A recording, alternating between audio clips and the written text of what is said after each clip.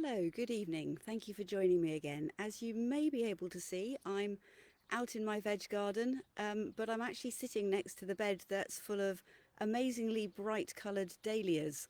And I've been out here a fair chunk of today. I think I may have mentioned once or twice before that in my garden there is an ongoing battle with bindweed.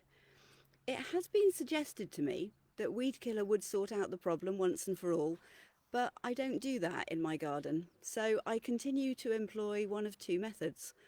Either I get down on my hands and knees with a trowel and dig plants out one by one, aiming to get as much root out as possible, or I use the method I employed today, which is using a hoe. This is in some ways a very satisfactory method of weeding.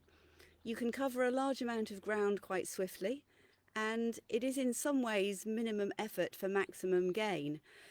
The problem with this method is that it leaves the root in the ground. And although there are lots of plants who will just curl up and die when you cut their top off, bindweed is not one of them. I know that when I hoe off the top of the bindweed, it is almost certain to come back again.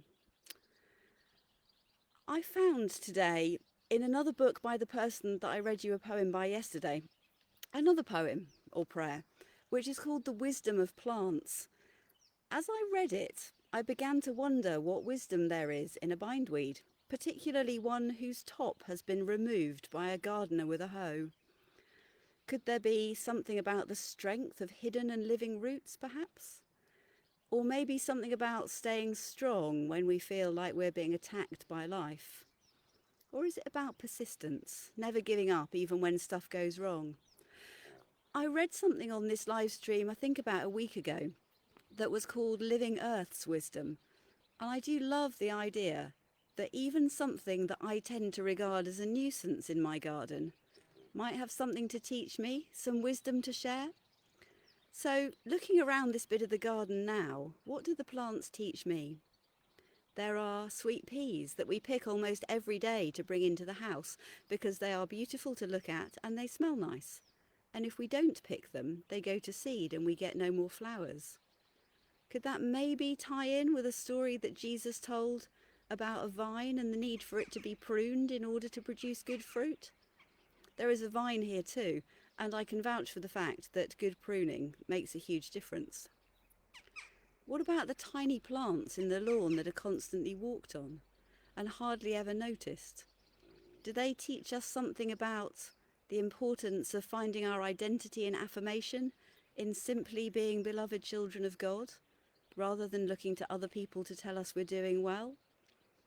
And what about things like the brightly coloured dahlias that are behind me? What do they have to say to us about the simple joy of being alive and the fact that nothing we can do will make God love us any more or less than he does right now?